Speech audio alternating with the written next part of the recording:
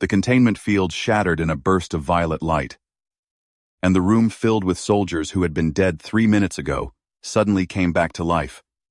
Gasping and clutching their throats, Commander Lisa Grant stood at the center of the chaos, her sidearm still smoking, staring at the impossible sight before her. The alien princess, Zaretha, daughter of the Velkara queen who had declared war on humanity 6 months prior, stood calmly in the wreckage of the research vessel Constellation. Beside her, helping a wounded Marine to his feet, was Jacob Miller, the human pilot who had vanished behind enemy lines 2 months ago during the Battle of Proxima Station. The last transmission from Jacob had been a desperate mayday as his fighter spiraled into Velkara territory. Command had listed him as killed in action.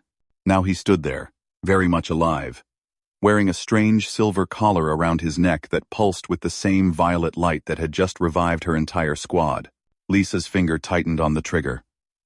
Every protocol screamed at her to fire, to eliminate the alien threat standing 10 meters away.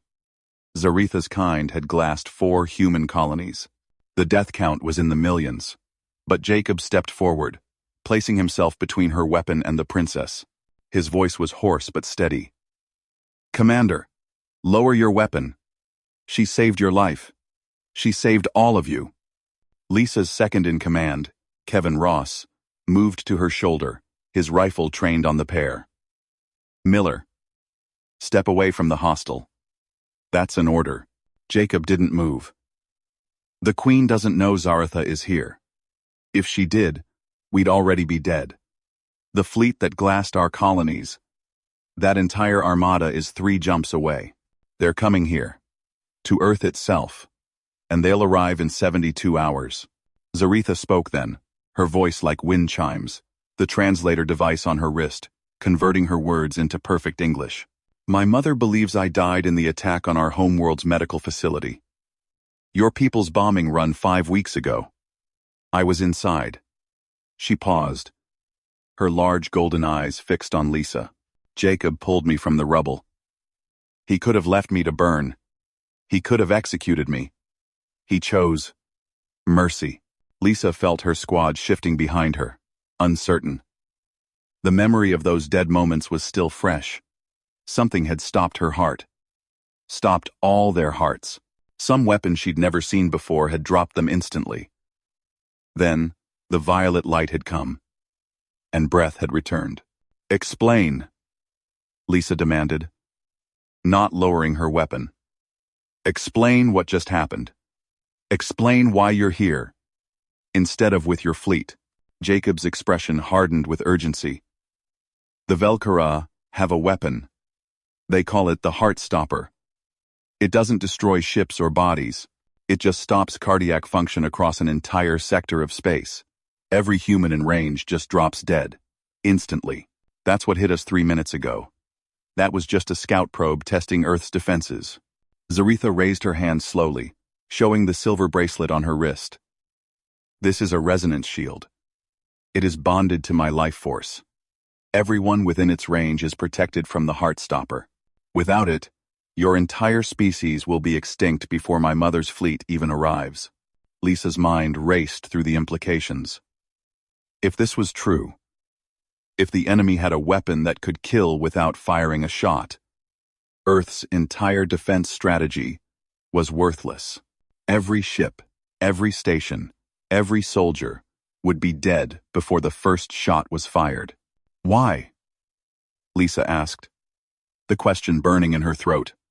"Why would you betray your own people? Why would you help us?" Zaretha's golden eyes met hers without flinching. "Because my mother is wrong. Because I have seen my people's cruelty, and I will not let them commit genocide." She stepped forward, and every weapon in the room tracked her movement. "And because there are others like me in the fleet. Others who do not wish for this war. If we act now, if we move quickly, we can stop this before Earth burns." Kevin's voice was cold. "This could be a trap. She could be leading us into an ambush." Jacob shook his head firmly. "I've spent 2 months behind their lines. I've seen their weapons, their ships, their strategies. Zaretha risked everything to get me back here, to warn Earth. Commander, we have 72 hours. After that, nothing we do will matter. Lisa's tactical implant was already calculating scenarios, running probabilities. Every path led to the same conclusion. If they ignored this warning, and the weapon was real, humanity would fall.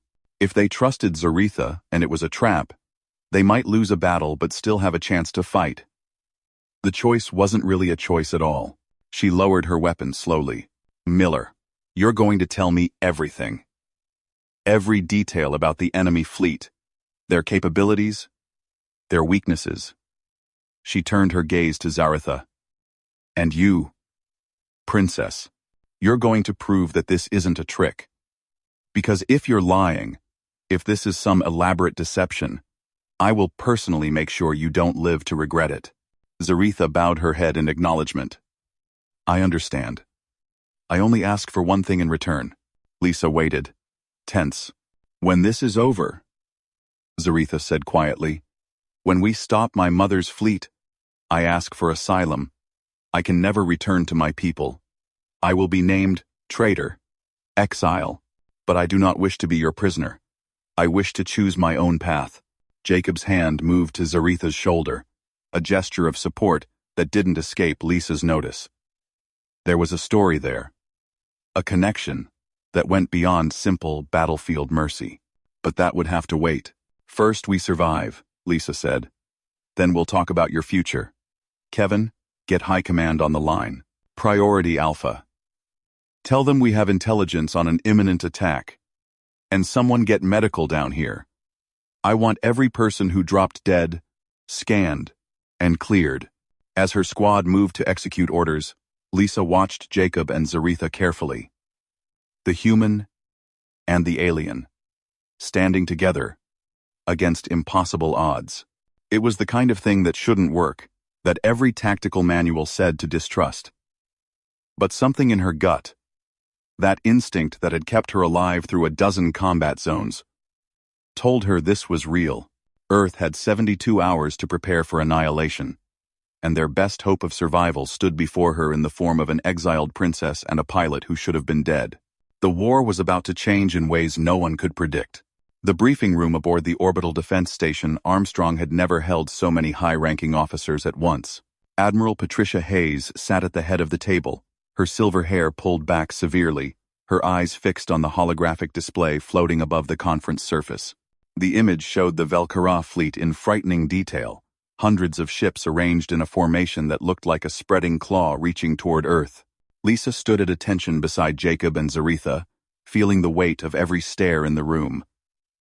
Dozens of Earth's top military minds surrounded them, and the hostility was almost physical. 3 generals had already demanded Zaretha be placed in a detention cell. 2 admirals had questioned whether Jacob was compromised, possibly brainwashed or controlled by enemy technology. Admiral Hayes silenced them all with a raised hand. Commander Grant witnessed the Heartstopper's effects firsthand. Her entire squad dropped dead and was revived by the princess's technology. Unless someone has a better explanation for how 23 soldiers simultaneously suffered cardiac arrest and spontaneous recovery, I suggest we focus on the intelligence we've been given. General Frank Morrison, a barrel-chested man with more medals than Lisa could count, leaned forward. Even if we accept that this weapon exists, why should we trust anything the enemy princess tells us? This could all be disinformation designed to make us lower our guard. Jacob stepped forward without waiting for permission to speak. General, with respect, I've been inside their command ship. I've seen the Heartstopper being calibrated. It's a crystalline matrix, about 3 meters tall, powered by what they call resonance energy. When it activates, it sends out a pulse that disrupts the electrical signals in the human heart. Instant death. No warning. No defense. He gestured to the hologram. The probe that hit the constellation was a test. They were measuring Earth's biometric response, confirming that human physiology reacts the same way as the test subjects they've used. A chill settled over the room. Admiral Hayes's expression remained neutral, but Lisa saw her fingers tighten on the armrest. Test subjects. You're saying they've experimented on human prisoners. Zaretha's voice cut through the tension, clear and unwavering. Yes. Captives from the colonies. My mother ordered it. I witnessed it. Her golden eyes swept the room, meeting each hostile gaze without flinching. I told her it was wrong. She said I was soft, weak, corrupted by the old ways of peace. When I continued to object, she confined me to the medical facility. She said I needed time to remember my duty to our people. Jacob continued the explanation. The Velkara believe the universe belongs to the strong. Zaretha's father, the late king, had begun diplomatic channels with humanity. He saw potential for cooperation. When he died 2 years ago, the queen took power and reversed everything. She sees humans as a threat that needs to be eliminated before we can expand further into their territory. General Morrison wasn't satisfied. If that's true, why help us now? Why betray your own species? Zaretha's expression hardened. My species is not my mother. There are many Velkara who remember the king's vision, who do not believe in conquest and genocide, but they are afraid to speak. The queen has executed dissenters. She rules through fear. She paused, her voice dropping. I am helping you because what she plans is not war. It is extermination. And because Jacob showed me that courage is not about following orders blindly, it is about choosing what is right, even when it costs everything. Lisa watched the reactions around the table. Some officers remained skeptical. Others looked thoughtful. Admiral Hayes studied Zaretha with an intensity that made even Lisa uncomfortable. Tell us about the fleet composition. Hayes ordered. Every ship type, every weapon system, every tactical advantage they have. For the next hour, Jacob and Zaretha provided a comprehensive breakdown of the Velkara military forces heading toward Earth. The flagship was called the Sovereign Will, a massive dreadnought that housed the main Heartstopper weapon. Around it, a formation of 300 combat vessels, each one carrying enough firepower to level a city. Support craft, troop carriers, resource extraction ships. This wasn't just an attack fleet. It was an occupation force. Their strategy is simple, Jacob explained, manipulating the hologram to show the projected attack pattern. The Sovereign Will enters orbit and activates the Heartstopper. Every human on Earth, on the orbital stations, on the moon bases, everyone just dies. Then the occupation force lands and claims the planet. Clean, efficient, no damage to infrastructure or resources. A colonel Lisa didn't recognize spoke up. What's the range on this weapon? Can it hit the entire planet at once? Zaretha shook her head. No. The Heartstopper has a range of approximately 50,000 kilometers. To affect the entire Earth, the Sovereign Will would need to make 3 orbital passes, adjusting position each time. The process would take approximately 6 hours to ensure complete coverage. 6 hours, Admiral Hayes repeated. That's our window. If we can disable or destroy the weapon during that time, we have a chance. She looked directly at Zaretha. Can it be destroyed? Yes, Zaretha said. But it is protected by the most advanced shielding in our fleet. Direct assault would require overwhelming firepower, and you would lose hundreds of ships in the attempt. Even then, success is not guaranteed. Jacob interjected. There's another way. The Heartstopper needs to recalibrate between pulses. During that 10-minute window, the shields drop to redirect power to the weapon systems. That's when it's vulnerable. General Morrison scowled. How are we supposed to coordinate an attack during a 10-minute window when our entire command structure will be dead from the first pulse? Jacob pointed to the silver collar around his neck. Then to Zaretha's bracelet. The resonance shields protect against the Heartstopper. Zaretha says there are others in the fleet who oppose the Queen, who might be willing to help. If we can make contact with them, if we can coordinate an internal sabotage attempt, while our forces attack from outside, We might be able to destroy the weapon before the second pulse. Might, Morrison repeated. You're asking us to bet Earth's survival on might and the word of an enemy princess. Admiral Hayes stood, silencing the room. We're not betting anything. We're preparing every defense we have. But we'd be fools to ignore intelligence that could save billions of lives. She turned to Zaretha. You said there are others who oppose your mother. How many? Who are they? And how do we contact them without alerting the Queen? Zaretha's expression became pained. There is one I trust completely. Commander Vallis of the ship Silent Echo. He served under my father and has spoken against the Queen's policies, but he is careful. He will not act without proof that success is possible. Then we give him proof, Lisa heard herself say. All eyes turned to her. She swallowed, but continued. We show him that we can fight back, that we're not helpless victims waiting to die. We hit the fleet before they reach Earth, a strike force, fast and surgical. We prove that humanity won't go down without making them bleed. Numb. Admiral Hayes studied her for a long moment. You're suggesting we take the fight to them? Yes, ma'am. We have the element of surprise. They think we don't know about the Heartstopper. They think they'll arrive to find us unprepared. If we hit them at the outer system, before they reach the inner planets, we can disrupt their formation, buy time, and show any potential allies inside their fleet that we're worth supporting.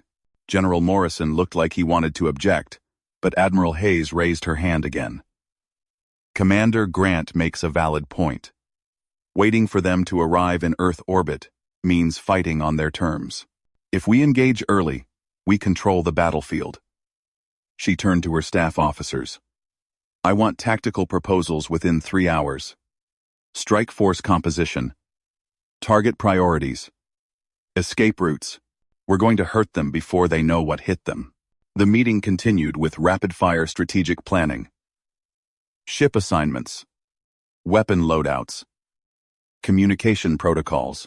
Lisa found herself pulled into a planning session with 2 other commanders, working out approach vectors and targeting solutions. Across the room, she saw Jacob and Zaretha huddled with a group of scientists, explaining the technical details of Velkara shield systems and power distribution. Hours passed in a blur of preparations. Finally, as the briefing room began to empty, Admiral Hayes approached Lisa directly. Commander, I'm assigning you to lead the strike force. You'll have 12 ships, our fastest and most heavily armed. Your primary objective is to target their support vessels and create chaos in their formation. Secondary objective is to make contact with this Commander Vallis and coordinate a joint operation. Lisa felt her pulse quicken. Admiral, I'm honored, but there are more experienced officers who could. You've seen the Heartstopper's effects. You've worked directly with our unexpected allies. And according to your record, you don't freeze under pressure. Hayes's expression softened slightly. I'm not going to lie to you, Commander. This mission is dangerous. You'll be outnumbered and outgunned. But if we're going to turn the tide of this war, we need people who can think on their feet and make hard choices. That's you. Yes, ma'am. See that you don't. Hayes glanced toward Jacob and Zaretha. They'll be going with you.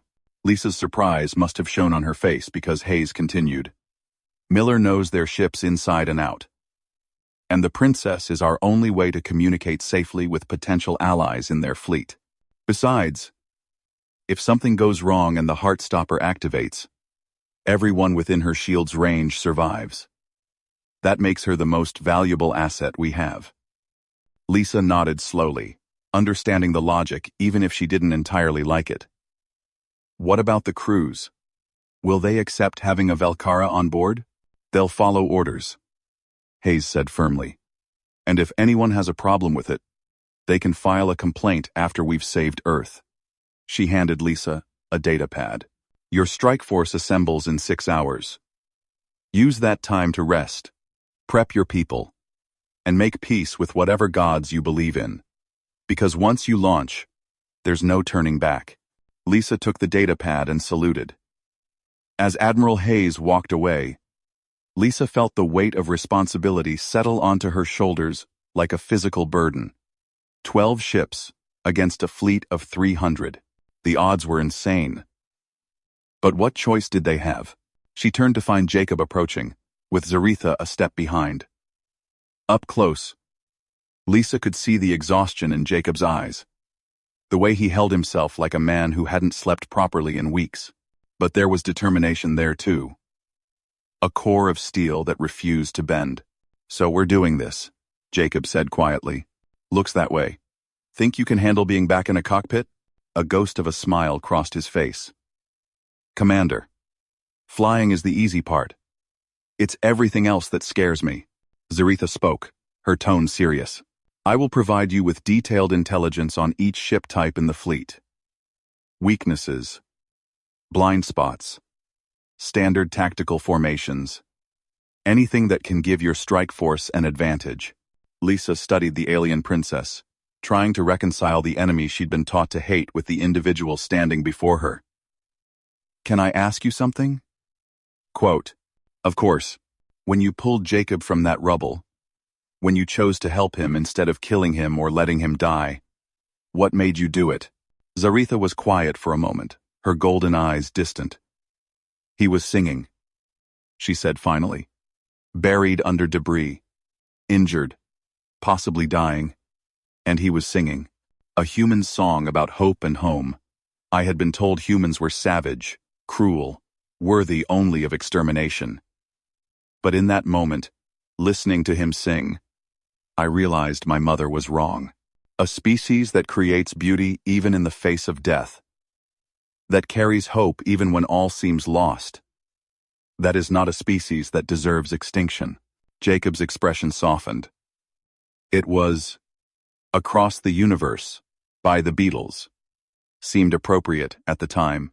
Lisa felt something shift in her perspective. She'd spent months hating the Velkara, mourning the colonies they'd destroyed, the friends she'd lost. But Zaretha wasn't the fleet. She wasn't the queen. She was an individual making an impossible choice, sacrificing everything she'd ever known for the sake of what was right. "All right," Lisa said. "We've got 6 hours. Jacob, I want you with the flight coordinators going over every detail of Velkara ship capabilities. Zaretha, you're with our communications team working out how to contact Commander Vallis without alerting their fleet. I'll brief the strike force captains and make sure everyone understands the mission." They moved to split up, but Lisa called after them. "And both of you, thank you. For what you've done. For what you're about to do." Zaretha inclined her head in acknowledgement. Jacob just nodded, but Lisa saw gratitude in his eyes. As they dispersed to their assignments, Lisa pulled up the mission parameters on her datapad. The strike force would consist of 12 destroyers, each one fast and maneuverable but lightly armored compared to the Velkara heavy cruisers. Their approach vector would take them through the asteroid belt near Jupiter, using the debris field for cover until the last possible moment. The plan was audacious, borderline suicidal. But it was also exactly the kind of unexpected move that might catch the enemy off guard. And in war, surprise was often worth more than superior firepower. Lisa spent the next several hours in intense preparation. She met with each of the 11 other ship captains, outlining the strategy and making sure everyone understood their role. Some were skeptical about working with Zaretha. Others were simply terrified of facing the Velkara fleet. But they were all professionals, and they all understood what was at stake. As the launch time approached, Lisa found herself in the hangar bay of the destroyer, Valiant, her flagship for this mission. The ship thrummed with energy around her. Crew members rushing through final checks, pilots prepping fighters, engineers running diagnostics on weapon systems. Jacob appeared at her side, now wearing a flight suit with Earth Defense Force insignia. "Ready for this?" "No," Lisa admitted. "But I don't think anyone could be truly ready for what we're about to do." "Fair point." Jacob looked out at the organized chaos of the hangar. "You know, 2 months ago, I was just a pilot. Follow orders, Complete missions. Go home. Simple. Now I'm about to help lead a strike against the most powerful fleet in this sector of space. With an alien princess as my only backup plan. Life comes at you fast, Lisa said dryly. That it does. Jacob's expression grew serious. Commander, there's something you should know. About Zaretha. And me. Lisa waited, sensing this was important. When I pulled her from that rubble, when I made the choice to save her, instead of completing my mission, I wasn't thinking about the bigger picture. I wasn't thinking about preventing genocide or changing the course of the war. I just saw someone who needed help, and I couldn't walk away. He paused. What I'm saying is, she's not just an asset or a source of intelligence to me. She's a person I care about, and I need to know that you'll treat her like a person, not just a tool. Lisa considered his words carefully. Jacob, I won't lie and say I completely trust her. I can't forget what her people did to our colonies, but I also can't ignore what she's risking to help us. As long as she keeps proving herself, I'll treat her with the respect she's earned. That's all I'm asking. Jacob extended his hand. Let's go save the world. Thanks for watching. Thanks for watching. Lisa shook his hand firmly. Let's. The launch went smoothly, all 12 destroyers leaving the Armstrong station in a coordinated sequence that would make them look like a standard patrol formation to any long-range sensors. Only once they were clear of Earth's orbital space did they alter course, accelerating toward the outer system at maximum burn. On the bridge of the Valiant, Lisa watched the tactical display as her strike force moved into position. Beside her, Zaretha studied the same data with intense focus, occasionally offering observations about Velkara fleet movements and likely responses. They will not expect aggression, Zaretha said. My mother believes your species will hide behind your planetary defenses and wait for the end. This forward assault will confuse their tactical planning. Good, Lisa replied. Confusion is what we're counting on. How long until we can attempt contact with Commander Vallis? Once we engage the fleet, I can send a coded transmission on a frequency only he monitors. It is a channel my father established for emergency communications, unknown to my mother. Zaretha's fingers moved across the communication console, entering a complex sequence. But we must be certain he is positioned to act. If the Queen discovers his involvement before we strike, she will execute him immediately. The hours passed in tense silence as the strike force approached the engagement zone. Long-range sensors began picking up the Velkara fleet at the edge of their effective range. The formation was exactly as Zaretha had described, a massive claw shape with the sovereign will at its center, protected by layers of heavy cruisers and destroyer screens. Lisa's tactical officer, Lieutenant Carlos Diaz, whistled low. That is a lot of ships. Focus on the support vessels, Lisa ordered. Troop carriers, supply ships, anything that's not a direct combat threat. We're not trying to win a stand-up fight. We're trying to hurt them and make them chase us. The battle plan was simple. The strike force would emerge from the asteroid field at high speed, target the most vulnerable ships in the enemy formation, unleash everything they had, and then break away before the heavy warships could respond effectively. Hit and run. Classic guerrilla tactics. All ships report ready, Diaz announced. Weapons hot. Shields at maximum. Waiting on your order, Commander. Lisa took a deep breath. This was it. The moment that would either give Earth a fighting chance or result in the destruction of their entire strike force. She thought about Admiral Hayes, about the billions of people on Earth who had no idea how close they were to extinction. About Jacob and Zaretha, who had risked everything to make this moment possible. All ships, she said, her voice steady and clear. This is Commander Grant. Today, we show the Velkara that humanity does not surrender. Today, we prove that we will fight for every life, every world, every future we hold dear. Strike fast, strike hard, and make them remember this day. All ships. Engage at will. The Valiant surged forward, and the battle for Earth's survival began. The asteroid field exploded into motion as 12 Earth destroyers burst from cover, their engines burning white-hot trails across the void. The Velkara fleet's outer sensors registered the approaching vessels approximately 1.3 seconds before the first missiles struck home. A supply carrier designated Target 17 simply ceased to exist. Its hull vaporized by a concentrated barrage of kinetic penetrators, traveling at 30% light speed. The explosion bloomed like a small star, debris scattering outward and damaging 2 nearby troop transports. Lisa gripped her command chair as the Valiant shook from its own weapon discharges. Diaz. Status on primary targets. 4 supply vessels destroyed, 3 troop carriers crippled. The fleet is responding, ma'am. Heavy cruisers are breaking formation to intercept. On the tactical display, Lisa watched the Velkara response unfold. The enemy wasn't panicking, but they were clearly surprised. Their formation, designed to approach a static target, was too rigid for rapid response to an attack from an unexpected vector. Good. That's what we want. Make them chase us. Lisa opened a channel to the strike force. All ships. Begin evasive pattern Delta 7. Do not engage the heavy units. Keep hitting the soft targets, and keep moving. The next several minutes were chaos orchestrated into something resembling a plan. The Earth destroyers wove through the enemy formation like sharks among whales, too fast and too small to be easily targeted by the massive Velkara dreadnoughts, but perfectly positioned to savage the support ships that kept the fleet operational.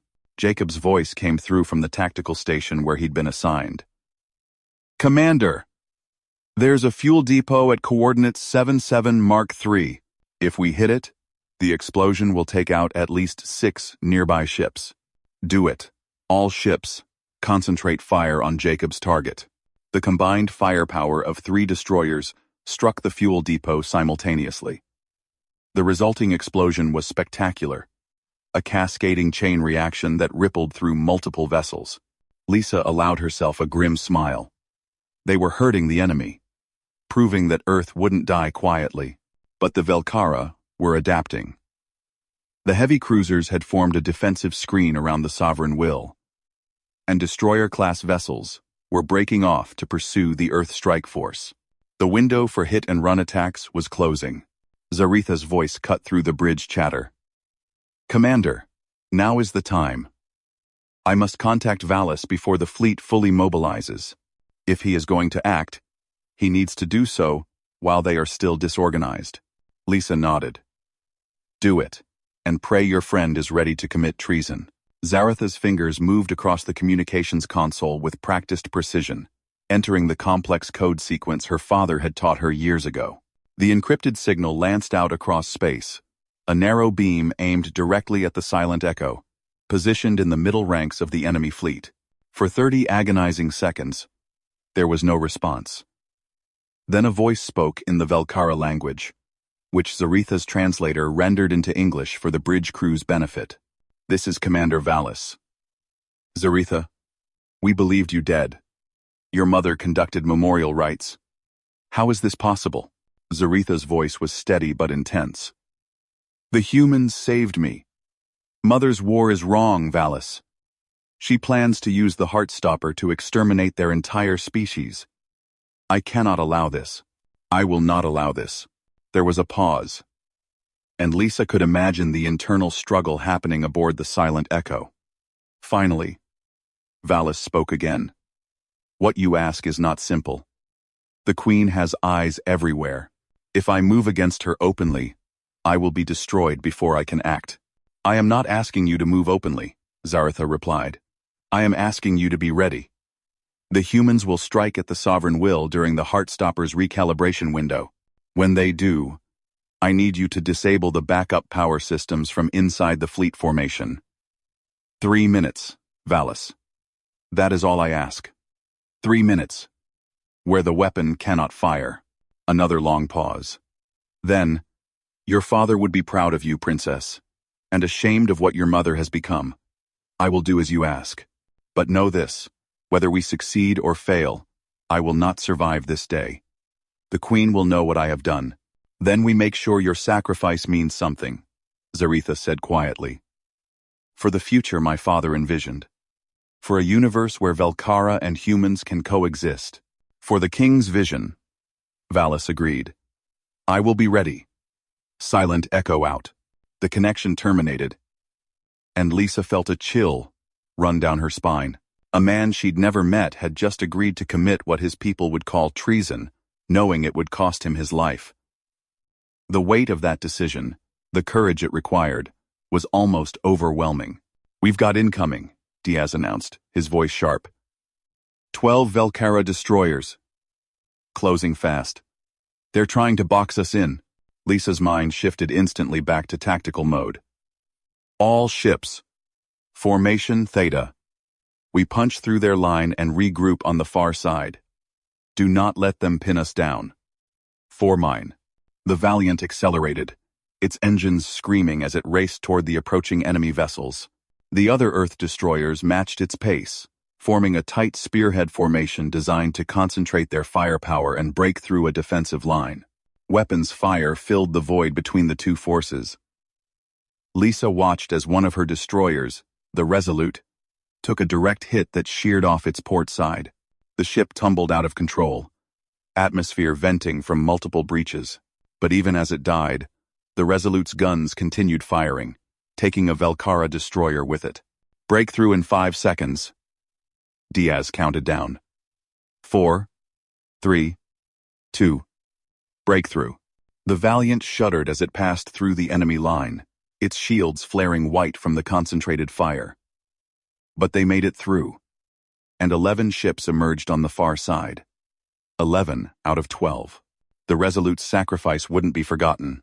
Damage report, Lisa ordered. Shields at 40%. Hull, breach on deck 7. Sealed. Weapons systems operational, but we've lost the starboard missile batteries. Good enough. Reform the strike force and prepare for Phase 2. Jacob looked up from his station. Commander, we've done what we came to do. We've hurt them. We've proven we can fight. But if we push our luck much further, we're going to lose more ships. I know, Lisa said. But we're not done yet. We need to draw the heavy units away from the sovereign will. We need to give Valis a clear shot at those backup power systems. That means getting close enough to be a serious threat, Jacob said, understanding dawning in his eyes. Close enough that they have to respond with their main battle line. Exactly.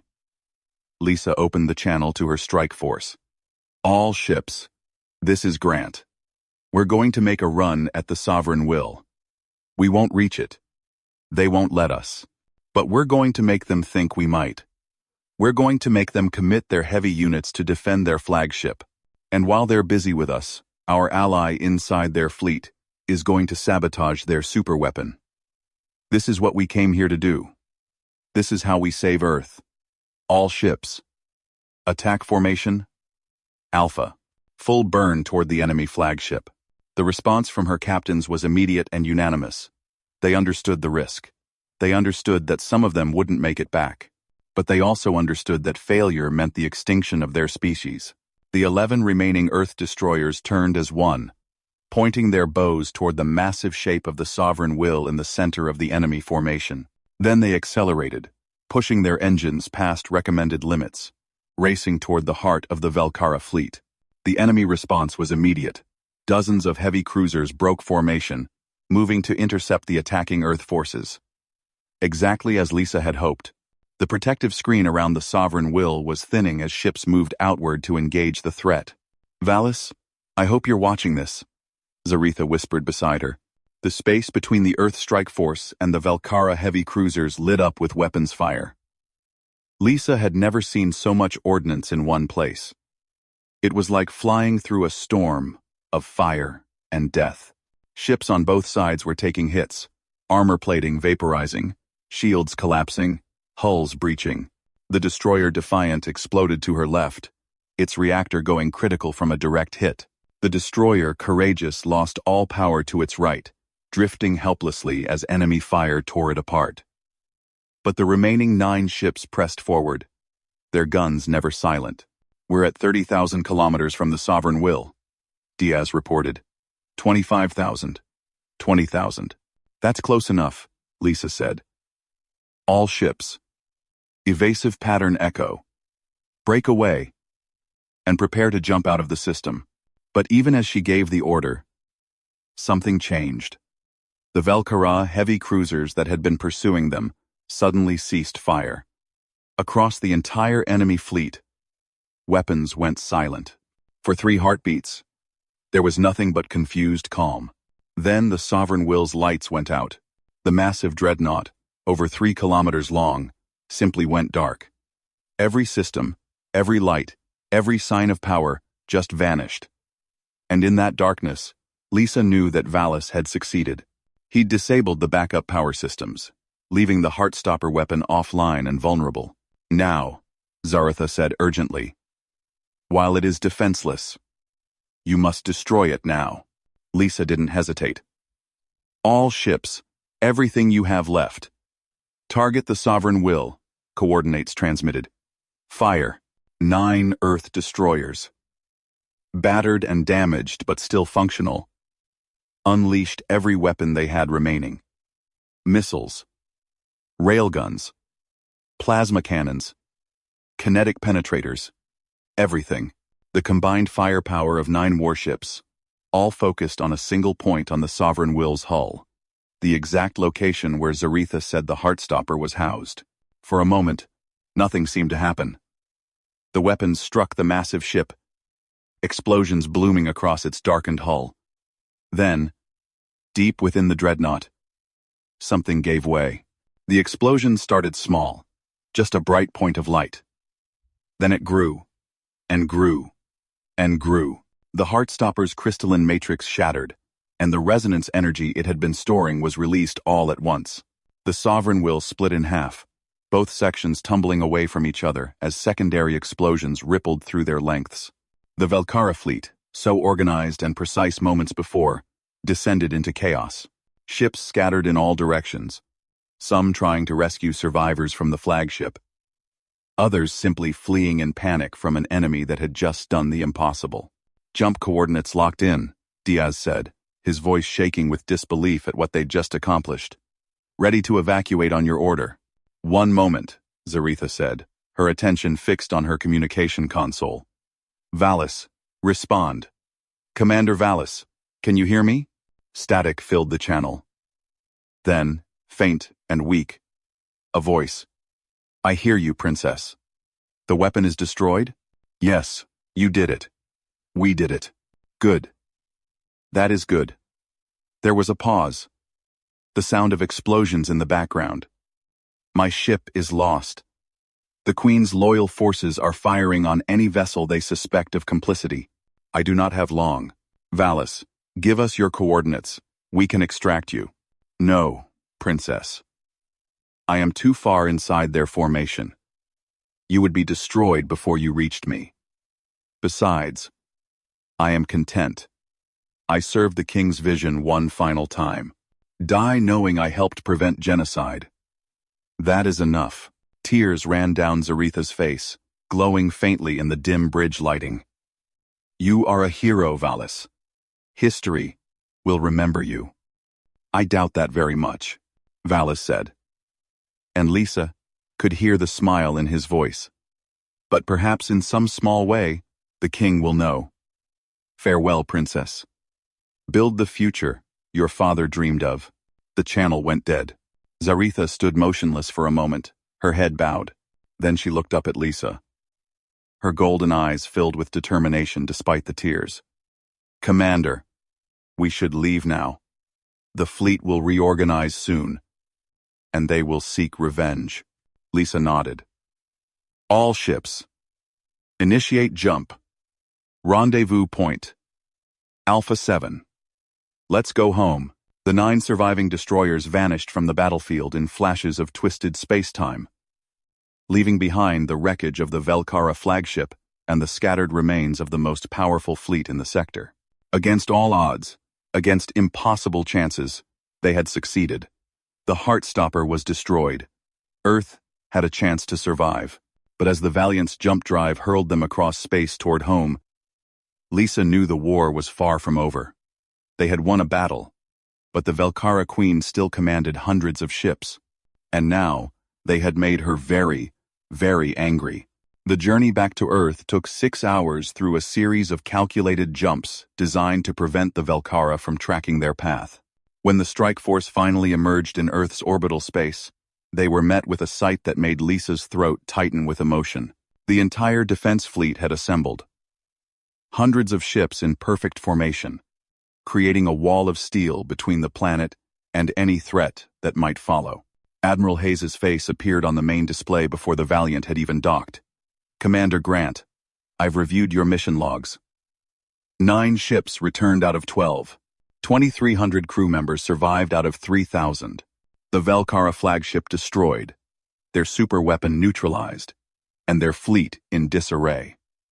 Hayes paused, and Lisa saw something she'd never expected to see on the Admiral's face. Tears. "You did the impossible. All of you. Earth owes you a debt that can never be repaid." "The crew of the Resolute, the Defiant, and the Courageous paid the real price, Admiral," Lisa said quietly. "They gave everything, and we will honor them. But right now, I need you and your team in the command center immediately. The Velkara Queen has sent a transmission. You're not going to believe what she's saying." 20 minutes later, Lisa stood in the Armstrong Station's main command center, surrounded by the same high-ranking officers who had been skeptical of Zaretha just hours before. Jacob stood beside her, and Zaretha was positioned slightly behind. Her presence tolerated, but still viewed with suspicion by many. Admiral Hayes activated the holographic display, and the image of the Velkara Queen materialized. She was imposing. Nearly 3 meters tall, with golden skin that seemed to shimmer like metal, and eyes that burned with cold fury. When she spoke, her voice carried the weight of absolute authority. "Humans of Earth, I am Queen Vexara of the Velkara Dominion. You have destroyed my flagship and murdered thousands of my people. You have corrupted my daughter and turned her into a traitor. For these crimes, your species has earned extinction," General Morrison muttered. Not much of a surprise there, but the Queen wasn't finished. "However, I am not without mercy. I offer you one chance to avoid total annihilation. Surrender the traitor Zaretha to my justice. If you do this within 24 hours, I will order my fleet to withdraw. You will be given 10 years to evacuate your homeworld and relocate to a designated territory far from Velkara space.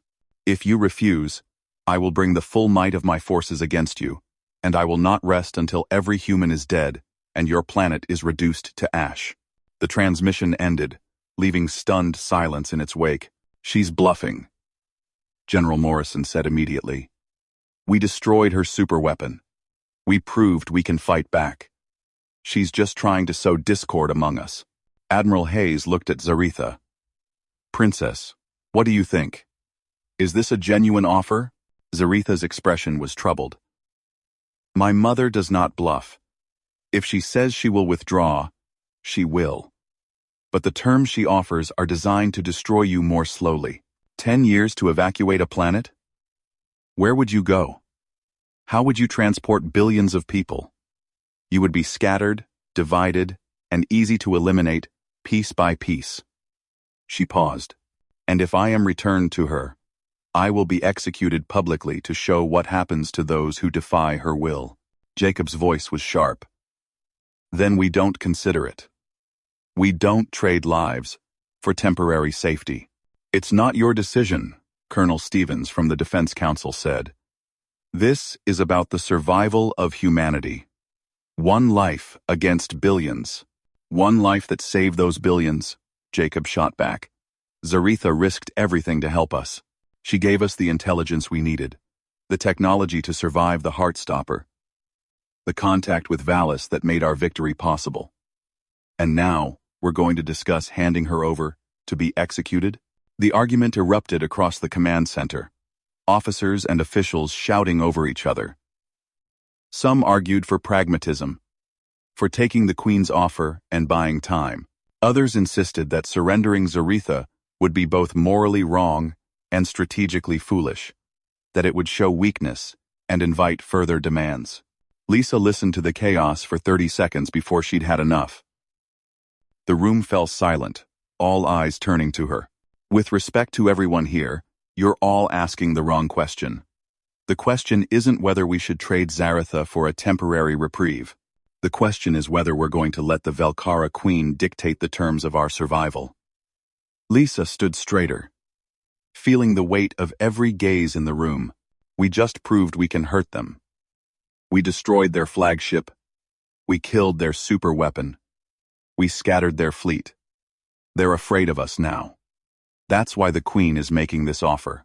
Not out of mercy, but out of fear. Admiral Hayes studied her carefully. What are you suggesting, Commander?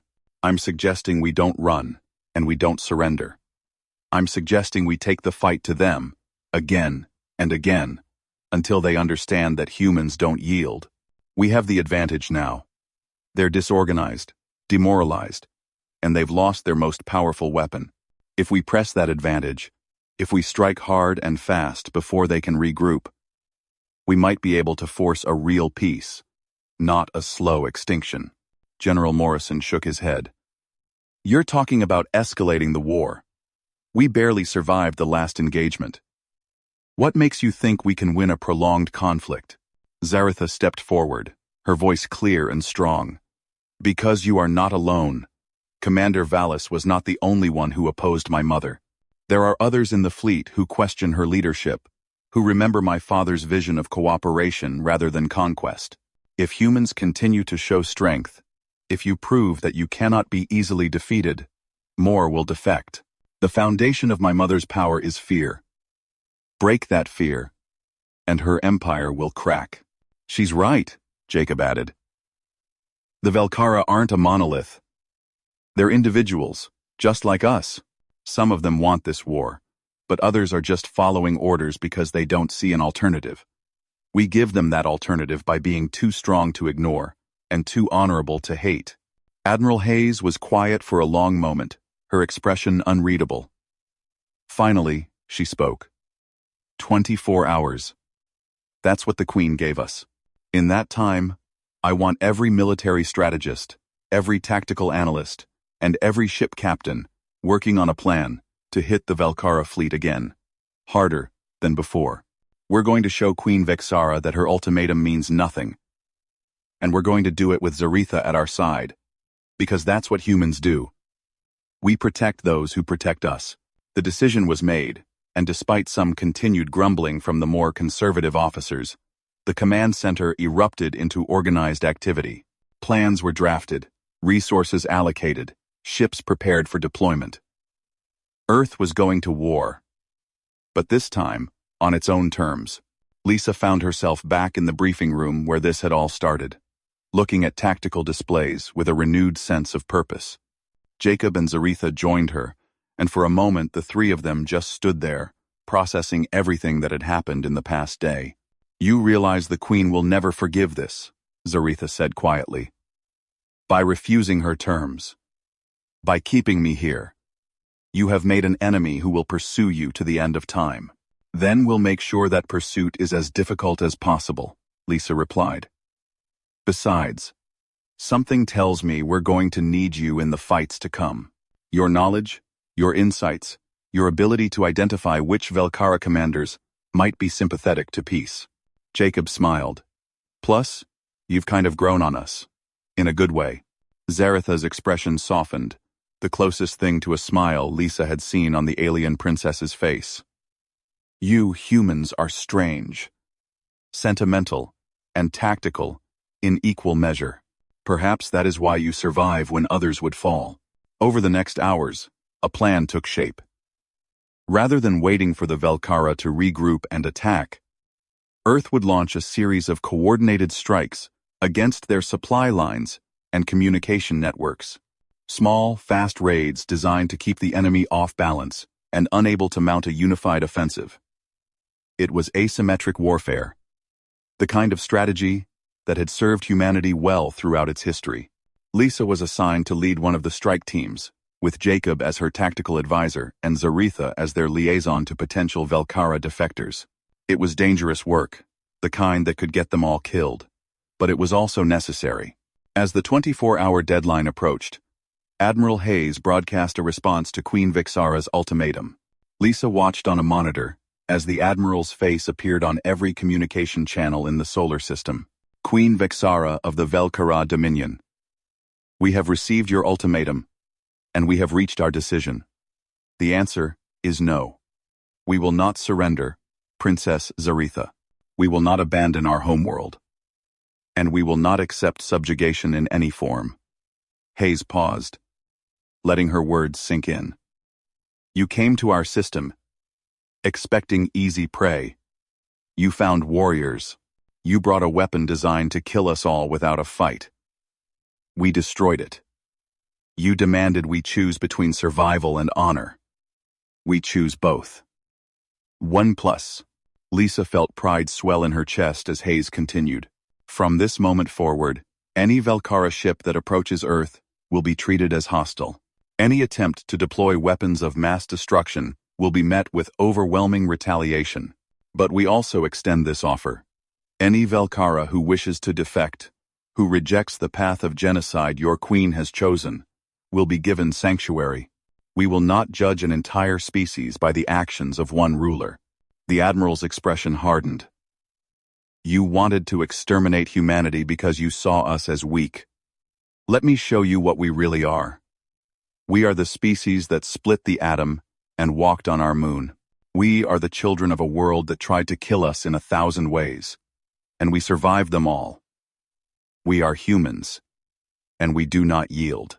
The transmission ended, and across Earth, across every orbital station and lunar base, people watched and understood that their leaders had chosen defiance over submission. The reaction was electric. Fear remained, certainly, but it was tempered now with determination and pride. In the command center, alarms began blaring. Multiple Velkara ships entering the outer system, a sensor officer reported. 73 vessels, moving in attack formation. So much for diplomacy, General Morrison muttered, but Admiral Hayes was calm.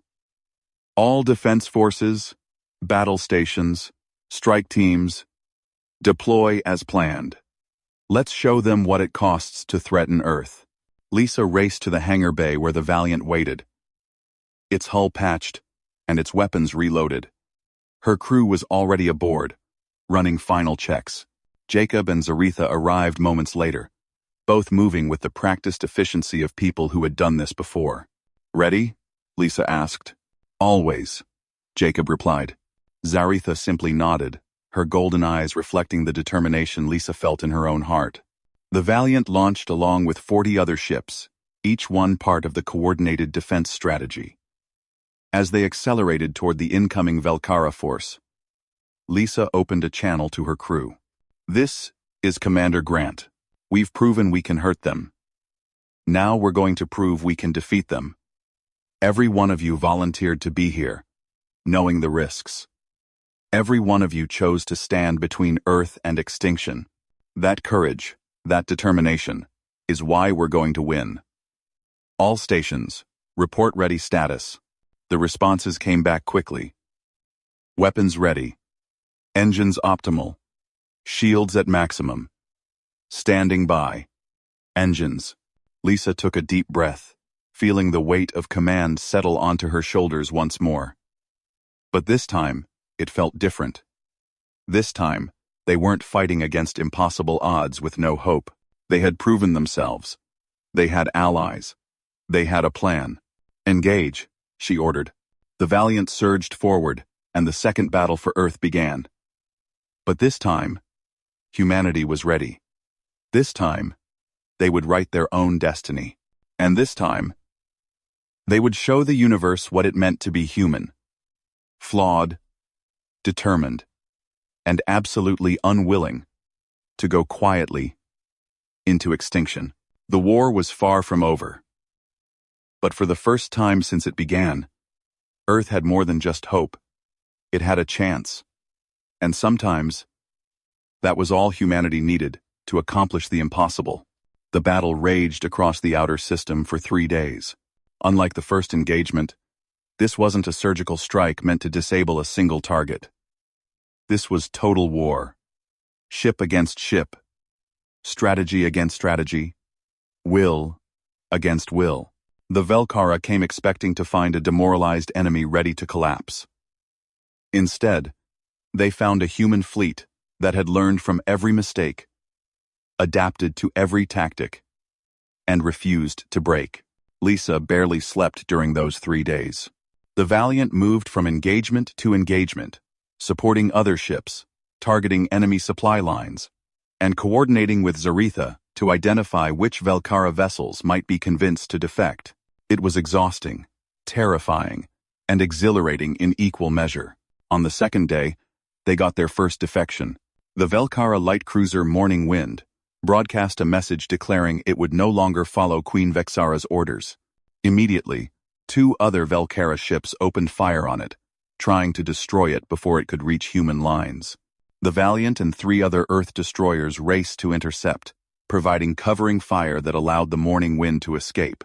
Its captain, a Velkara named Therax, came aboard the Valiant personally to pledge his ship to Earth's cause.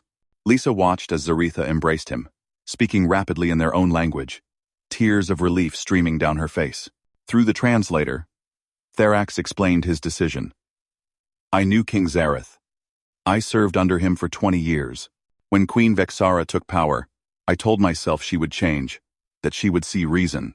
But after she deployed the Heartstopper, after I learned she was willing to exterminate an entire species to seize their territory, I could not remain silent. The king taught us that strength is meaningless without honor. The queen has forgotten this. How many others feel the way you do?" Lisa asked. "More than you might think. But fear is a powerful force. Most will not act unless they believe success is possible." Therax's expression was grave. "You must continue to show strength. Every victory makes defection more likely. Every defeat makes it less so." The defection of the Morning Wind changed the dynamic of the battle. Queen Vexara's forces became more cautious, commanders wondering if the ships beside them might suddenly turn traitor. Trust, the foundation of any military operation, began to erode. By the 3rd day, 6 more Velkara ships had defected. It wasn't many compared to the size of the Queen's fleet, but it was enough to create doubt, and doubt was a weakness humans were learning to exploit. Jacob worked tirelessly alongside Zaretha, analyzing battle patterns and identifying ships commanded by officers who had served under King Zareth. They created target lists, not for destruction but for potential recruitment. Every time an Earth ship engaged one of these vessels, they broadcast a message. King Zareth's vision is not dead. Those who wish for peace are welcome.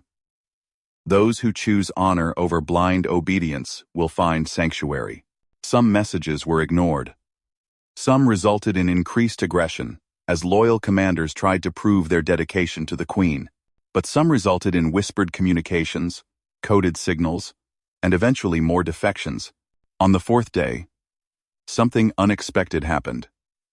The Velkara fleet withdrew, not in defeat, not in panic, but in an organized retreat that spoke to tactical reconsideration rather than failure. They pulled back to the outer edge of the solar system, regrouped, and waited. In the command center aboard the Armstrong station, the mood was cautiously optimistic. They hadn't won the war, but they had won this battle. Earth still stood. The orbital defenses were battered but intact. And most importantly, they had proven that the Velkara could be fought, could be hurt, could even be turned. Admiral Hayes called a strategic meeting that included not just Earth commanders but also the captains of the defected Velkara ships. It was surreal, Lisa thought, sitting in a room with people who had been enemies days before, now working together to find a path to peace. Therax spoke first among the defectors. Queen Vexara will not give up easily. She has recalled additional forces from other territories. Within 2 weeks, she will have enough ships to overwhelm your defenses through sheer numbers. Then we don't give her 2 weeks, Lisa said. We take the fight to her. We hit her supply bases, her communication relays, her recruitment centers. We make it impossible for her to mass her forces. That would require striking deep into Velkara territory. General Morrison objected. Our ships aren't designed for long-range operations that far from resupply. Zaretha leaned forward, her golden eyes intense. Then use our ships. The vessels that have defected can guide your forces, provide intelligence on which targets are most vulnerable, which commanders might be sympathetic to our cause. Another defected captain, a female Velkara named Sirane, nodded agreement. The Queen's power base is not as solid as she projects. She rules through intimidation and the promise of conquest. If we can show that conquest is impossible, if we can demonstrate that cooperation with humans is more beneficial than endless war, more will turn against her. Admiral Hayes considered this carefully.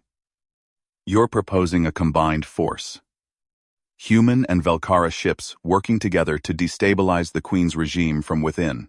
Yes, Zaretha said, and I propose that I lead the delegation that approaches potential defectors.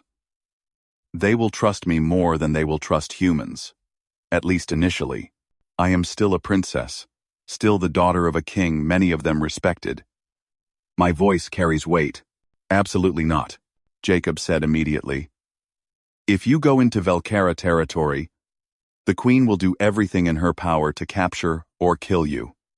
You'd be the highest value target in the entire conflict, which is exactly why I must go. Zaretha replied calmly. My presence will demonstrate that this is not simply a human war effort. It will show that this is about the future of the Velkara as well, about reclaiming the vision my father had before my mother destroyed it. Lisa found herself nodding slowly. She's right. We need a symbol, something that represents more than just human survival. Zaretha is that symbol. The debate continued for hours, but eventually a plan emerged. A joint task force of human and Velkara ships would conduct a series of raids deep into enemy territory. Their objectives would be threefold. Gather intelligence on the Queen's forces, sabotage key military installations, and make contact with potential defectors. Lisa volunteered to command the human contingent. Jacob insisted on coming along as tactical advisor, and Zaretha, despite everyone's concerns about her safety, would serve as the public face of the operation. The task force assembled over the next week. 20 human ships, including the Valiant, joined with the 8 Velkara vessels that had defected. It was a small force compared to the Queen's armada, but it was fast, motivated, and had the advantage of surprise. Before departure, Lisa found herself in the observation deck of the Armstrong station, looking out at the assembled fleet. Jacob appeared beside her, 2 cups of coffee in hand. He offered her one, and they stood in companionable silence for a moment. This is insane, you know, Jacob said eventually. We're about to take a tiny fleet into the heart of enemy territory, hoping to convince an alien species to turn against their own queen. The odds of success are minuscule. When have the odds ever been in our favor? Lisa replied. We've been fighting impossible battles since this war started. Somehow, we keep winning. Because of her, Jacob said, nodding toward where Zaretha stood on the deck below, speaking with Captain Therax. She gave us a chance when we had none. She risked everything, and keeps risking everything, for a species that isn't even her own. Lisa glanced at him. You care about her, more than just as an ally. Yes, Jacob admitted. I know it's complicated. I know there are about 1,000,000 reasons why it's a terrible idea. But when you see someone make the kind of sacrifices she's made, when you watch them stand alone against their entire civilization for the sake of what's right, how do you not care? You don't, Lisa said simply. And for what it's worth, I think she cares about you too. I've seen the way she looks at you when she thinks no one is watching. Like you're the only solid thing in a universe that's trying to break her. Jacob smiled sadly. If we survive this war, if we somehow find a way to peace, what happens then? Where does a human and a Velkara princess even begin to build a life together? I guess you figure it out the same way anyone does.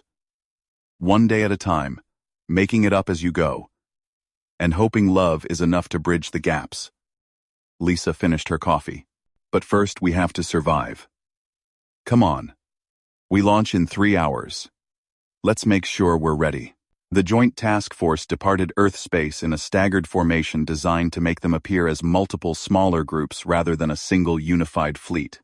Their first target was a Velkara supply depot in the outer reaches, a region of space that marked the boundary between Earth's explored territory and the Velkara Dominion. The attack went flawlessly.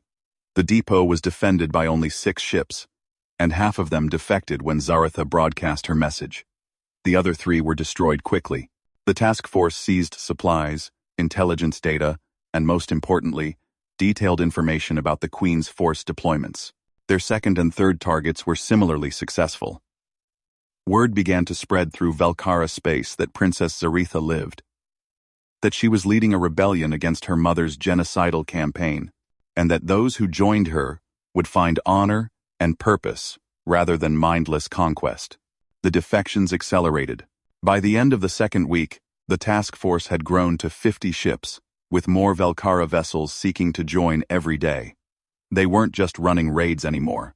They were building an alternative power structure, a coalition that represented what the Velkara could be if they turned away from Queen Vexara's vision. But success brought danger. The Queen could no longer ignore them. She diverted forces from her planned assault on Earth to hunt down the rebels, and she put a bounty on Zaretha's head that was staggering in its size. Whoever delivered the princess to her, alive or dead, would be granted an entire star system to rule. The first assassination attempt came during a diplomatic meeting with a potential defector. A suicide bomber, loyal to the Queen, detonated an explosive device that destroyed an entire section of the station where negotiations were taking place. Jacob threw himself over Zaretha, shielding her from the blast. He survived with severe burns and a concussion. Zaretha was unharmed physically but devastated emotionally. Lisa found her hours later in the Valiant's medical bay, sitting beside Jacob's bed while he slept under sedation. "It should have been me," Zaretha said quietly. "The bomb was meant for me. Jacob should not have suffered for my choices." "Jacob made his own choice," Lisa replied. "He chose to protect you because that's who he is. Not because of duty or orders, but because he cares about you." "I know. That is what makes it worse." Zaretha's golden eyes were filled with pain. "I have brought nothing but suffering to everyone around me. My people hunt me. Your people risk their lives to protect me. And Jacob nearly died because I am too important to this rebellion to lose." Lisa sat down beside her. "You want to know what I think? I think you're being too hard on yourself. Yes, people are risking their lives. Yes, this is dangerous. But they're not doing it just for you. They're doing it for what you represent. A chance for something better. A future where Velkara and humans don't have to be enemies. And if I fail, if the Queen captures me, if this rebellion collapses, if Earth falls despite everything we have done, then we fail knowing we tried everything possible. But I don't think we're going to fail, Zaretha. I think we're going to win. Because you're not alone anymore. You have allies, friends, people who believe in you and what you're fighting for. That's more powerful than any weapon your mother has." Zaretha was quiet for a long moment. Then she reached out and took Lisa's hand, a gesture of trust and gratitude. "Thank you, Commander, for believing in me when you had every reason not to, for treating me as an individual rather than just an enemy or a tool. You earned that respect," Lisa said. "Every day, with every choice you make. Now get some rest. When Jacob wakes up, he's going to want to see you, and you should look better than you do right now." A small smile crossed Zaretha's face. Humans have a strange way of showing care. Insults mixed with kindness. "It's how we know we're actually friends," Lisa replied with a grin. Over the next month, the rebellion grew from a small task force to a legitimate military movement. More than 200 Velkara ships had defected, representing nearly a third of the Queen's available forces. Entire star systems that had been under Dominion control declared independence, rallying behind Princess Zaratha and the vision of a peaceful coexistence with humanity. But Queen Vexara was not idle. She consolidated her remaining forces and launched a brutal campaign against the rebels, scorching planets that had declared for Zaretha and executing commanders who showed any sympathy to the cause. The war had become civil conflict as much as it was human versus Velkara, and the casualty count, on both sides, was rising exponentially. Lisa found herself in command of increasingly complex operations, coordinating human and Velkara forces in combined arms assaults that would have been impossible to imagine months before. The integration wasn't always smooth. Cultural differences led to misunderstandings. Tactical disagreements resulted in heated arguments, and the trauma of previous battles made some soldiers on both sides reluctant to trust their new allies. But they made it work. They had to, because the alternative was extinction for humanity and endless tyranny for the Velkara who wanted freedom. The turning point came during the Battle of Salvaris Reach, a strategic choke point that controlled access to 3 different star systems. Queen Vexara committed her elite forces to holding it, knowing that losing Salvaris would split her empire in half. Zaretha and Lisa planned a coordinated assault, involving every ship they had. The battle lasted 2 days. At its height, over 500 ships filled the space around Salvaris, locked in desperate combat. Lisa's tactical displays were so full of contacts that they became almost meaningless. Just a red and blue blur of friends and enemies so close together that telling them apart became almost impossible. The Valiant took multiple hits, lost its port engines, and had hull breaches on 4 decks. But it kept fighting, its crew working miracles to keep weapons operational and shields functional, despite catastrophic damage. Zaratha broadcast continuously throughout the battle, her voice carrying across every frequency, calling on Velkara commanders to remember honor, to remember King Zarath's teachings, to choose a future of cooperation over a present of mindless destruction. And slowly, incredibly, ships began to switch sides. Not all at once, not in massive waves, but steadily. A destroyer here, a cruiser there. Each defection weakening the Queen's formation and strengthening the rebel forces. When the Queen's flagship, a massive dreadnought named Final Judgment, finally retreated, jumping out of the system with its escort, the rebels knew they had won. Salvaris Reach was theirs. The Queen's empire was broken, but Queen Vexara herself remained free, and as long as she lived, the war would continue. In the aftermath of Salvaris, as the rebels consolidated their victory and tended to their wounded, Zaratha made an announcement that shocked everyone. She was going to challenge her mother directly, invoking an ancient Velkara tradition called the Trial of Succession, single combat between the current ruler and the challenger, with the winner taking undisputed control of the empire. This is the only way to end the war without destroying our entire civilization, Zaretha explained to the council of human and Velkara leaders. If I defeat my mother in the trial, her supporters will be honor-bound to accept my rule. The killing stops immediately. And if she defeats you? Admiral Hayes asked quietly. Then I die. But the rebellion continues. You have proven you can fight without me. Captain Therax can lead the Velkara forces. Commander Grant can coordinate with him. The cause will endure. Jacob slammed his hand on the table. No. There has to be another way. We can hunt her down, force her into a corner, where she has no choice but to surrender. She will never surrender, Zaretha said gently. You do not understand Velkara pride. My mother would rather die fighting than submit to defeat. This way, at least, is honorable. It gives her a chance to maintain her dignity while ending the bloodshed. Lisa understood what Zaretha wasn't saying. This was personal. A daughter standing up to her mother, not just over political differences, but over fundamental questions of morality and vision for the future. It was the confrontation that had been building since the moment Zaretha chose to save Jacob instead of letting him die. When? 3 days from now, Neutral territory, witnessed by representatives from both sides. She has already accepted the challenge. She believes she will crush me easily. Zaratha's expression hardened with determination. She is wrong. The next 3 days were spent in intensive preparation. Velkara combat trials were highly ritualized, with specific weapons and rules that had been refined over thousands of years.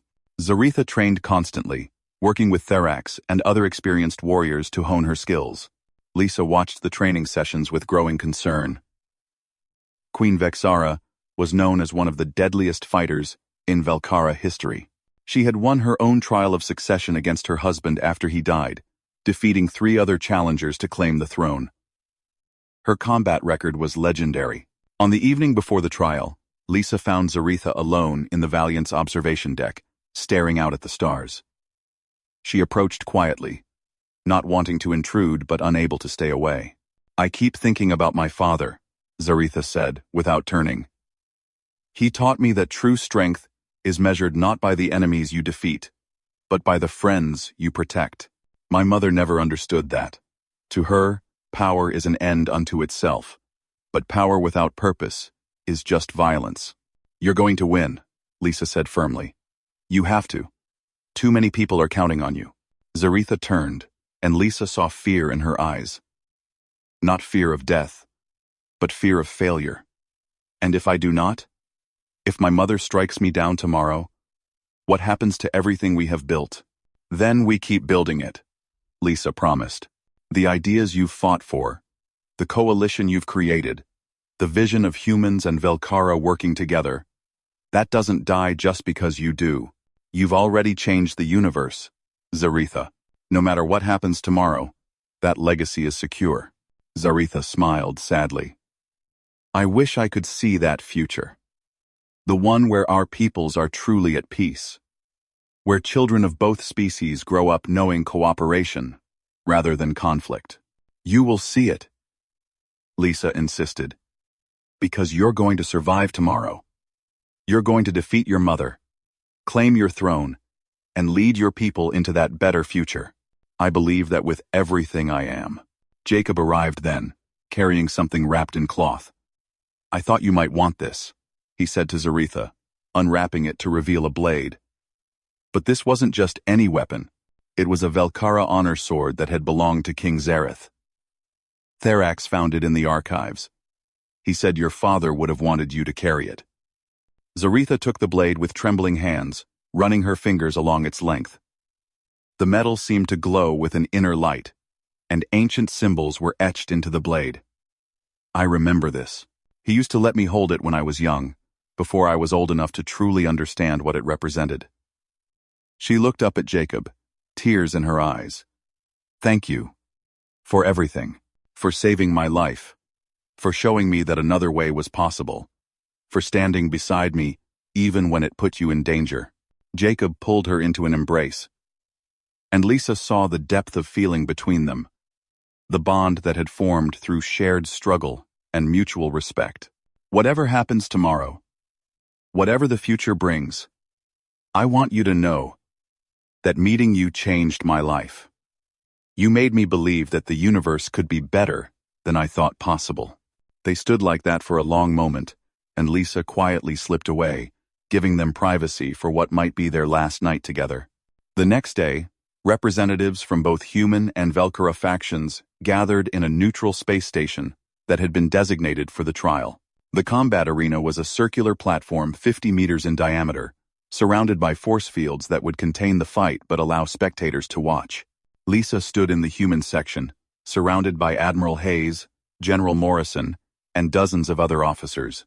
Across the arena, Queen Vexara's supporters filled the Velkara section, their hostility palpable even from a distance. Queen Vexara entered first, and Lisa understood immediately why she was feared. The Velkara queen was huge, nearly 3.5 meters tall, with muscles that looked carved from metal. She carried a massive blade that would have required 3 humans just to lift. Her movements were fluid, predatory, the grace of a natural killer. Then Zaretha entered, and the contrast was stark. She was smaller, slimmer, carrying her father's blade with both hands. Next to her mother, she looked almost fragile, but her eyes held no fear, only determination and acceptance of what was to come. The rules were explained by a neutral arbiter. Combat until one party yielded or was unable to continue. No weapons except those carried into the arena. No interference from spectators. The winner would claim undisputed leadership of the Velkara people and all territories they controlled. Any final words? The arbiter asked. Queen Vexara spoke first, her voice booming across the arena. You were weak from birth, Zaritha. I tried to make you strong, tried to teach you that mercy is for the conquered. You rejected those lessons. Chose to betray your own people for the sake of an inferior species. Today, I will correct my failure in raising you. Today, you die knowing you chose wrong. Zaritha's response was quieter but no less powerful. I chose honor over cruelty, cooperation over conquest, and hope over fear. If that is weakness in your eyes, then I embrace it, because I would rather be weak with integrity than strong without conscience. The arbiter raised his hand. Let the trial begin. What followed was the most intense combat Lisa had ever witnessed. Queen Vexara attacked with overwhelming force, her blade moving in arcs that would have cleaved through steel. Zaritha defended desperately, using speed and technique to avoid direct confrontations where her mother's superior strength would crush her. The first exchange lasted 90 seconds of pure violence. Zaritha managed to land a cut on her mother's arm, drawing first blood, but she paid for it with a strike that sent her sprawling across the platform, her side bleeding from a deep gash. The second exchange was worse. Queen Vexara pressed her advantage, driving Zaritha back toward the edge of the platform. It seemed certain she would be forced out, forced to yield or fall, but at the last possible moment, Zaritha dropped low, swept her mother's legs, and rolled away. The queen recovered almost instantly, but it bought precious seconds for Zaritha to reset her stance. Lisa's hands were clenched so tight her nails drew blood from her palms. Beside her, she heard Admiral Hayes whispering, "Come on, come on, you can do this." The third exchange changed the tenor of the fight. Zaritha stopped defending and started attacking, her blade moving in a pattern Lisa recognized from her training sessions. It was a technique called the King's Dance, a combat form that King Zareth had been famous for. Each strike flowed into the next, creating a rhythm that was both beautiful and deadly. Queen Vexara, for the first time, was forced to defend. She blocked, parried, gave ground. And in her eyes, Lisa saw something she hadn't expected. Surprise. Her daughter was better than she had anticipated. The fourth exchange was the longest, a full 3 minutes of constant motion, both fighters pushing themselves beyond normal limits. Blood flew from wounds on both sides. The platform was stained with it, and still they fought. Finally, inevitably, exhaustion began to play a role. Both warriors were slowing, their movements less crisp, their breathing labored. The next exchange would likely be the last. Neither had the strength for much more. Queen Vexara gathered herself for a final assault, raising her blade high for an overhead strike that would split her daughter in half if it connected. She brought it down with all her remaining strength. Zaritha didn't try to block. Instead, she moved forward, inside the arc of the strike, and drove her father's blade upward into her mother's chest. The force of the queen's own momentum impaled her on the sword, driving it deep into her heart.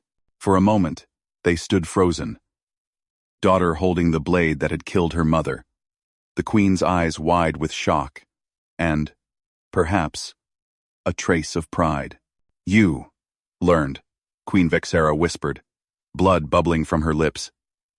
"You became strong, not through hatred," Zaritha replied, tears streaming down her face. "Through love." Queen Vexara collapsed, and the arbiter declared the trial complete. Princess Zaritha was now Queen Zaritha, ruler of the Velkara dominion, by ancient right and traditional law. The reaction from the Velkara section was mixed. Some knelt immediately, accepting the new ruler. Others looked rebellious, unwilling to follow someone they saw as a traitor. But the law was clear. The trial had been witnessed and fairly conducted. Zaretha's right to rule could not be challenged. Human section erupted in cheers. They had done it. Against impossible odds, through courage and sacrifice, and the bond between species that shouldn't have been allies, they had won. Medical teams rushed to Zaretha, treating her wounds. Lisa pushed through the crowd to reach her, Jacob already at her side. "You did it," Lisa said, voice thick with emotion. "You actually did it." Zaretha looked up at them, exhausted and grieving but also relieved. Now the real work begins. Ending the war is one thing. Building a lasting peace is another. "We'll help," Lisa promised. "However we can, whatever you need." Over the next weeks, Queen Zaretha worked tirelessly to unify her fractured people. Some accepted her immediately, embracing the vision of cooperation with humanity. Others resisted, clinging to old prejudices and the dream of conquest. But slowly, inexorably, the new order took shape. A peace treaty was drafted between Earth and the Velkara Dominion. Reparations were negotiated for the colonies that had been destroyed. Cultural exchanges were established. Trade agreements were signed. The work was tedious, complicated, and absolutely essential.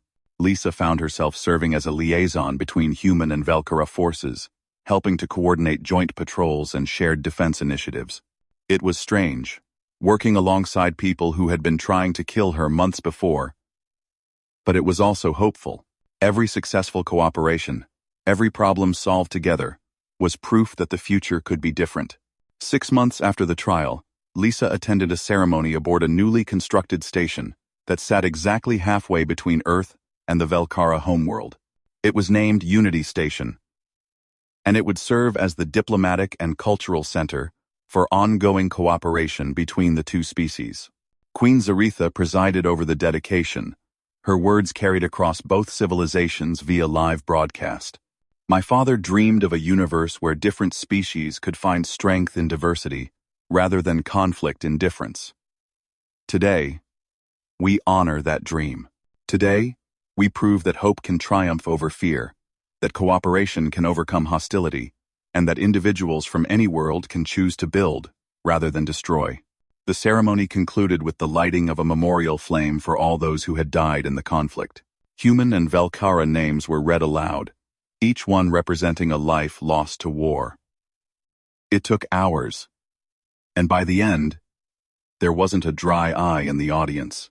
Afterward, Lisa found Zaretha and Jacob standing together on an observation deck, watching Earth and the Velkara homeworld visible as distant points of light. "Quite a view," Lisa said as she joined them. "It is," Zaretha agreed. "From here, our worlds look so small. It seems almost foolish that we nearly destroyed each other over the space between them. What's next for you two?" Lisa asked. "I assume you're not planning to live on separate planets for the rest of your lives." Jacob smiled. "Actually, we've been talking about that. Zaretha has duties as queen, but she's also been working on delegation, building a council that can handle day-to-day governance. And I've been offered a position as Earth's permanent ambassador to the Velkara Dominion, which means," Zaretha continued. "It will be complicated," Jacob admitted. "Interspecies relationships don't exactly have a roadmap, but we figure if we can navigate peace between our civilizations, we can probably navigate a personal relationship." Lisa laughed. "I have no doubt. You two have already done the impossible. What's a little thing, like building a life together, compared to that?" They stood in comfortable silence for a while, watching the stars. Finally, Zaretha spoke, her voice contemplative. "Do you think it will last? This peace we have built?" "I think," Lisa said carefully, "that peace is never guaranteed. It requires constant work, constant choice, constant commitment. But I also think we have something that most civilizations don't. A shared understanding of how close we came to destroying each other. That fear, that memory, might be enough to keep us honest. Humans have a saying, Jacob added. The price of freedom is eternal vigilance. I think the same is true of peace. We can't take it for granted. We have to defend it, nurture it, fight for it every single day. Then that is what we will do, Zaretha declared. Whatever challenges come, whatever threats emerge, we will face them together. Human and Velkara, allies and friends. Lisa raised the glass she'd been holding, a toast forming in her mind. To the future. May it be better than the past. To the future, Jacob and Zaretha echoed, their voices blending in perfect harmony. As they drank, as the lights of two worlds twinkled in the distance, Lisa felt something she hadn't felt in months, genuine hope. The war was over. The killing had stopped. And while challenges certainly remained, while the work of building lasting peace would take generations, they had proven something essential. They had proven that change was possible, that enemies could become allies, that individuals could make choices that altered the course of history, and most importantly, that love, compassion, and hope were not weaknesses to be exploited, but strengths to be celebrated. The universe was vast, full of unknowns and potential dangers. But for the first time in a long time, humanity wasn't facing it alone. They had allies. They had friends. They had a future worth fighting for. And somewhere in the cosmos, Lisa liked to imagine that King Zareth was watching, proud of his daughter and grateful that his vision of cooperation had finally been realized. Not through conquest or submission, but through the courage of individuals who refused to accept that war was inevitable. The story of how Princess Zaretha and a human pilot changed the galaxy would be told for generations. It would become legend, inspiring future explorers and diplomats and peacemakers. But for Lisa, Jacob, and Zaretha, it wasn't a legend. It was just their life, lived as best they could, making hard choices and hoping they were the right ones. As the ceremony concluded, and people began to disperse, Lisa took one last look at the memorial flame burning in the center of Unity Station. So many had died to make this peace possible. So many had sacrificed everything so that others might live in a better world. She would not let their sacrifice be in vain. None of them would. The future was uncertain, as all futures are. But it was theirs to shape. Together. And that, Lisa thought, was more than enough.